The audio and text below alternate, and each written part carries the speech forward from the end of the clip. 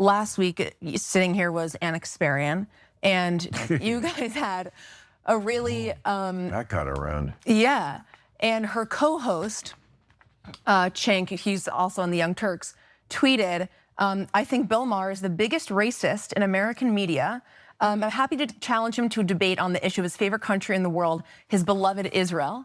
How do you respond to that? I'm assuming you didn't even see this Why tweet. doesn't he answer the question that she won't answer? Hello, folks, and welcome back. Today, we're diving headfirst into a verbal cage match that's got the whole internet buzzing. Cenk versus Bill Maher. And let me tell you, when these two titans clash, sparks fly, and sometimes, well, things get a little, let's just say, spicy. We're talking about a debate that quickly devolves from geopolitical strategy to accusations of racism and hypocrisy, all centered around Israel and the broader Muslim world. Bill Maher, known for his no-holds-barred, often crazy takes, finds himself in Cenk Uygur's crosshairs. And Cenk, as you know, doesn't pull his punches. The clip we're about to watch features Cenk of the Young Turks absolutely shredding Bill Maher, calling him the biggest racist in American media over his stance on Israel. Cenk doesn't just disagree, he goes for the jugular, challenging Maher to a debate on his favorite country in the world, his beloved Israel. This isn't just about two talking head disagreeing, it's about the fundamental arguments, the logical leaps, and the emotional appeals used to frame one of the most contentious issues of our time. We're going to break down the moments where the arguments get particularly flawed, where the rhetoric gets overheated, and where, frankly, you just have to shake your head and wonder what planet some of these people are living on. So buckle up, because we're about to dissect some serious political theater. We'll be hitting pause at key moments to unpack the absurdity, call out the double standards, and give you a dose of common sense in a world that seems to be running short on it. Let's jump into it. All right, good news. I'm going to answer that question. He's going to say yes to a debate. Okay, we'll find out when and where. I have a lot to say about what Bill Maher just told you. But first, let's show you everything he said, and then I'll come back and respond to it. So Yaz, what else is there? All right, well, everybody knows that Bill Maher is a very staunch defender of Israel. He loves to talk about Israel, but he was just interviewed by the Free Press's Maya Sulkin, and she asked him about his viral sit-down with Anna. And the question that was referred to in that first video was a moment during their debate where instead of actually grappling with the issue of Gazans who are being slaughtered by the thousands, everyone knows this, instead he wanted to talk about how evil Islam and Muslims are. And specifically, he demanded to know where in the Middle East Anna would want to live. And here is how that went. If you had to live in the Middle East, so tomorrow, Anna, you got to go live in the Middle East, where would you live? Where would you live? What city would you live in? Well, where do you think you'd be comfortable in that dress? Saudi Arabia, Riyadh? Oh, None of the above. And, none of them. Or Tel Aviv? None of them. I think given my very harsh and vociferous criticisms of the Israeli government, I probably wouldn't feel so safe living in Tel Aviv right now under this government. Under this government. First of all, they have free speech there, so it would not be an issue. But that was a side issue. We're not really talking about. We'll just say just a person, not you with your vociferous talking. Just a regular, a woman of your age. I'm sure a woman of my age who grew up in the Western world would probably feel the most comfortable in Tel Aviv. I will concede that. Wow. Okay, but we're having a discussion about which culture we like, when in reality, I'm having a discussion about the value of human life. All right, well, after that conversation, during which Maher only wanted to discuss Islam being inferior and also more dangerous than other religions, here's what this is Cenk, what you wrote on X. He said, I think Bill Maher is the biggest racist in American media. His hatred of Muslims would make Mark Levin blush. If anyone said anything about Jewish people or countries that Maher has said about Muslims, they would be banned from US media forever. He's both ignorant and unintelligent. And then you also said, I'm happy to challenge him to a debate on the issue of his favorite country in the world, his beloved Israel, and how he drives anti-Muslim bigotry and hatred in order to protect the genocidal ambitions of Israel. Happy to have Piers Morgan or anyone else host. All right, so asked whether he would be willing to take Cenk up on that offer, for the debate. Here is what Bill Maher had to say. Would you challenge? Would you Yes, debate well, him? I'd love to hear his answer. Because there is no answer. Anybody who thinks they're a social justice activist, which these people do, and your number one issue isn't gender apartheid in the Muslim world, you're a joke. You're a joke. Whoa, whoa, whoa, whoa. Hold your horses, Bill. You're a joke? Really? This is a classic tired tactic. If you don't agree with my specific hierarchy of global issues, you're simply not serious. It's a complete dismissal and a hand wave of any nuanced discussion. And frankly, it's intellectually lazy. Let's unpack this, Bill. He's a man who prides himself on being a free thinker. Immediately results to the very same kind of gatekeeping he often criticized. He's essentially saying, unless you're focused exclusively on my chosen issue, gender, anything in the Muslim world, your activism is invalid. That's not debate. That's dictating terms. It's like telling someone trying to fix a leaky faucet that they're a joke because they're not also rebuilding the entire house. Both are problems, but people can and do focus on different things at different times. The implication here is that if you criticize Israel, you must be ignoring women's rights in other countries. It's a false dilemma, a classic straw man argument. You can walk and chew gum, folks.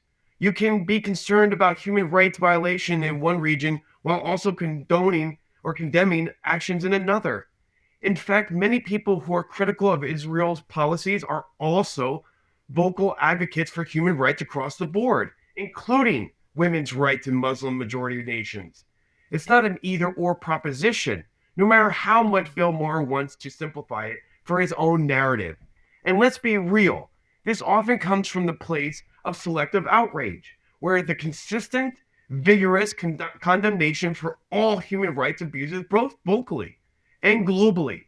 Or is it only when it serves a particular geopolitical agenda that we hear this kind of moral grandstanding?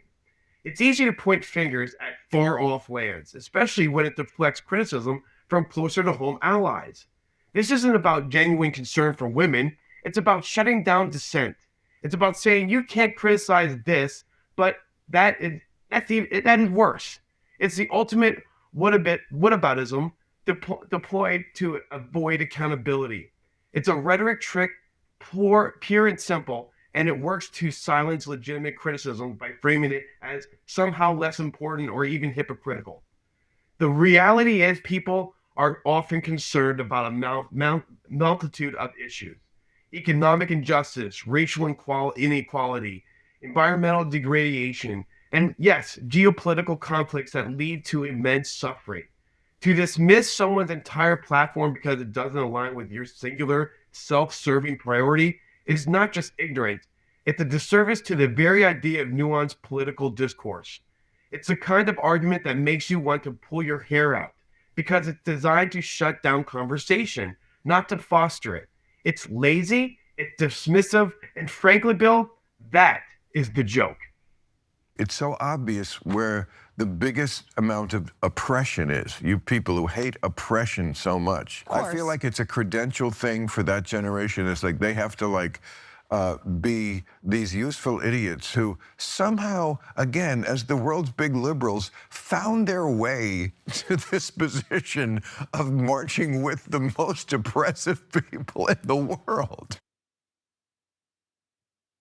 All right, well, then he called anyone fighting for Palestinian rights a joke, and he claimed that he was bored by the whole debate. I'm the racist. First of all, Islam is not a race, morons. It's an idea. It's an ideology. People of all races follow it.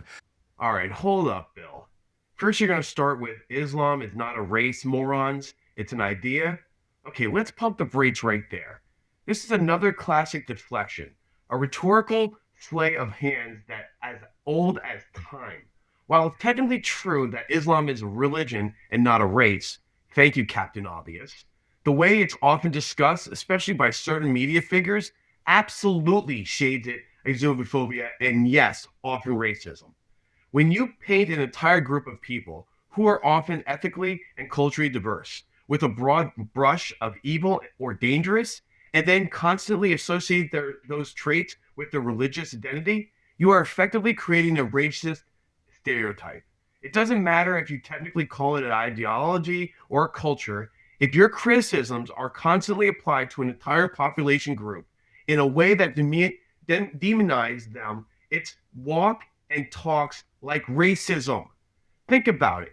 If you constantly attack Muslims as inherently violent, oppressive, or backwards, you're just not criticizing the idea, you're criticizing the people. You're criticizing brown people. You're criticizing people from specific religions and regions. And when you do that, you're not just engaging in intellectual discourse, you're contributing to a climate where those individuals face prejudice, decriminalization, and even violence.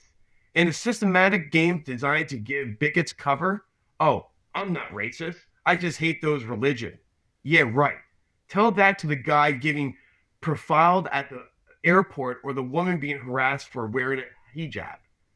This argument is convenient shield. It allows people to express deep-seated prejudice against a group and then claim immunity for accusations of racism by pointing to the dictionary definition of race. It's like saying I'm not sexist, I just think women are inherently worse drivers because of the biology.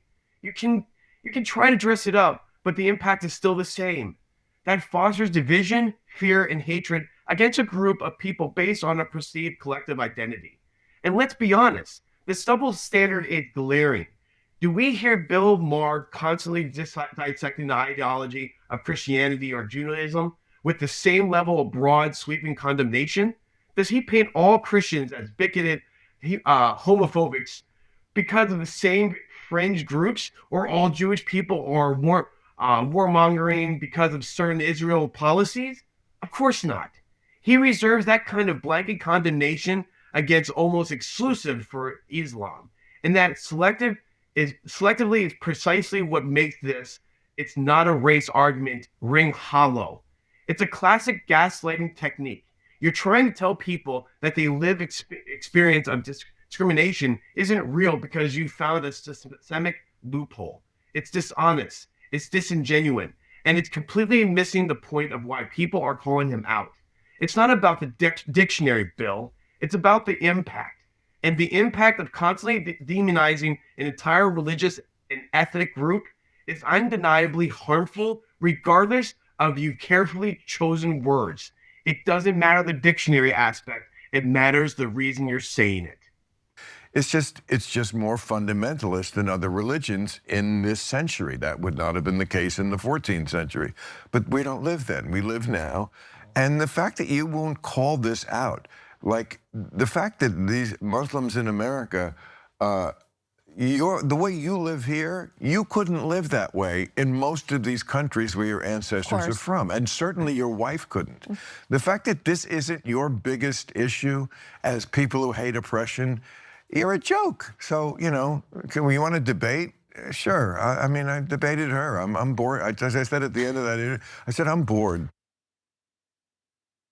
All right. Well, first of all, I think Anna was right to redirect his question because the issue is about genocide that is being done by Israel to the Muslim world. And it has nothing really to do about whatever he's trying to make this about, oppression and things like that. And Western women living in Eastern countries for some reason, Muslim or not, why would anyone from the Western world go live in the Eastern world and assume that there's some kind of assimilation there? I don't know. Cenk, I want to get your thoughts on this. What do you think? So I'm super happy to answer his question. First of all, Istanbul. You could go and live in Istanbul and be perfectly fine in any outfit you like. You could live in southern Turkey or any parts of Turkey and wear any outfit you like. In fact, a lot of Israelis go to southern Turkey to vacation. A lot of Russians do, etc. But in Bill Maher's mind, like some Muslim extremists, a small percentage of the religion is everything. Why? Because he wants to smear Muslims. Hey, you ignorant ass. Have you ever been to a Muslim country? Have you ever been to Istanbul? Have you ever been to any of these countries that you talk about? Do you know any Muslim people who aren't paid shills of Israel? And you know, if you did, if you talk to them, what you would find out is that they're normal human beings. The grandmothers love the grandkids. They play soccer, they watch TV. They're just like you, except they're not pro-genocide like you are. So here's another answer to your stupid question. So Berlin might have been an amazing place to live in 1941. Oh my God, the Germans have all the top technology in the world and they have amazing nightclubs. Oh, you're just complaining about this minor Holocaust that they're doing when Berlin is such a lovely city. And have you seen Stuttgart in the spring? What does having nice cities like that, theoretically, have anything to do with whether you're doing a genocide or not? Apparently nothing. But he is trying to distract you in every imaginable way from the real problem. He thinks the number one issue is burqas. No, the number one issue is the slaughter of 70,000 people in Gaza, 20,000 innocent children. If those 20,000 innocent children were Israeli, Bill Maher would go nuts and he would demand that Palestinians be murdered and murdered. But it doesn't matter. He demands that now. There is no amount of innocent children that Israel can kill before Bill Maher condemns them. So he's busy condemning every Muslim on the planet. Oh, they're all so dark and savage. You should hate all of them, right? Meanwhile, this atheist, when's the last time he criticized Judaism? In his stupid movie, he smears the living crap out of Muslims. Okay, at least if we're being consistent, no problem. He bullies and attacks Christian. Again, if you're an atheist, no problem. Then he gets to Judaism. He's like, the only dumb people in this religion are the ones that are opposed to Israel. He literally did that. Okay, a guy who never criticizes Judaism, never, right? And he turns around, all the Muslims are wearing burqas and et cetera. No, brother, the number one problem right now is the genocide that your beloved Israel is committing. But you don't want to condemn that because you're biased and you're disgusting. And right now you say, oh, you'd feel safe in Tel Aviv. Are you insane? You'd feel safe, Bill. I wouldn't feel safe at all. Israel has murdered 9 Americans in the last 3 years. The accountability has been zero.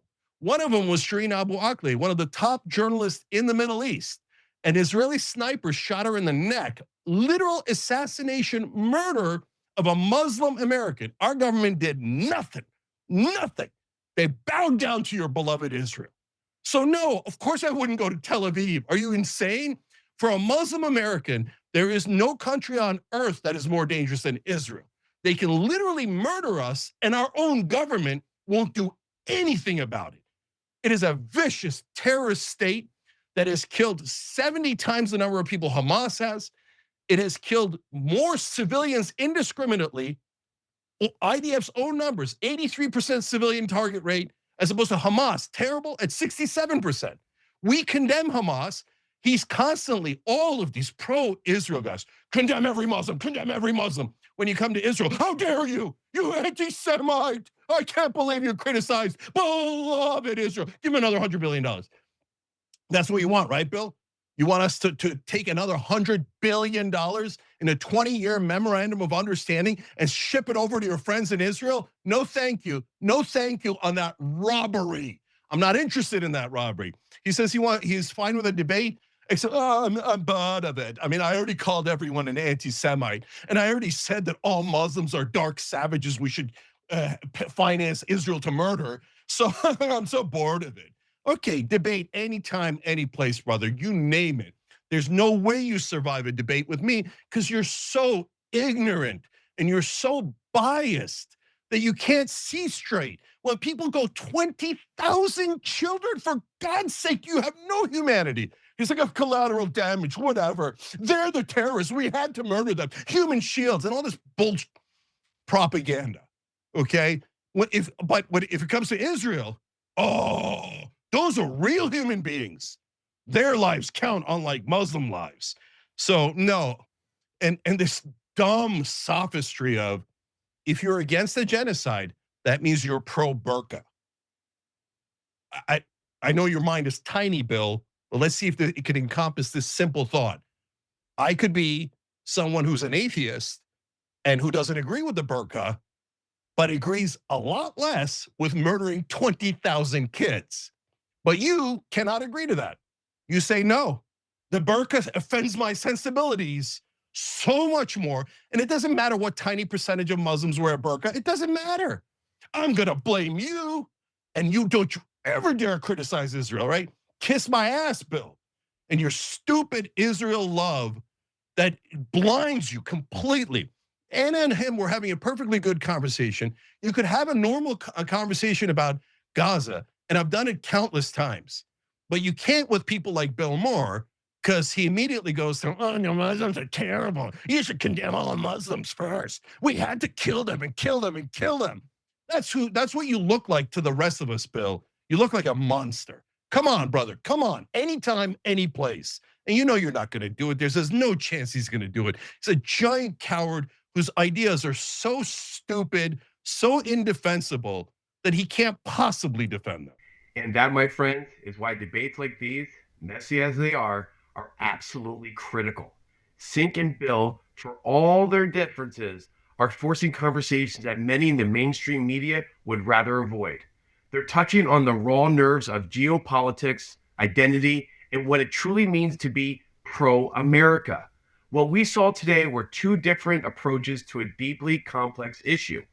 On one side, Maher, with his dismissive rhetoric and selective outrage, attempting to shut down criticism by diverting attention. On the other, Cenk, with his passionate, albeit sometimes aggressive counter-arguments, pushing back on what he sees as hypocrisy and a dangerous prioritization of foreign interests over American ones. The takeaway: don't let anyone tell you what issues you should care about or dismiss your concerns with semantic tricks. Demand consistency, demand accountability, and always, always ask if the policies being pushed truly serve the interests of American citizens. What do you think about this clash? Who do you think won the rhetoric battle? Let us know in the comments below. And if you want more sharp analysis, more truth-telling, and more calling out of the nonsense, make sure to hit that like button, subscribe to the channel, and ring that notification button so you don't miss a single breakdown. We'll be back soon with more unfiltered takes on the political landscape. Stay sharp, stay informed, and most importantly, stay American.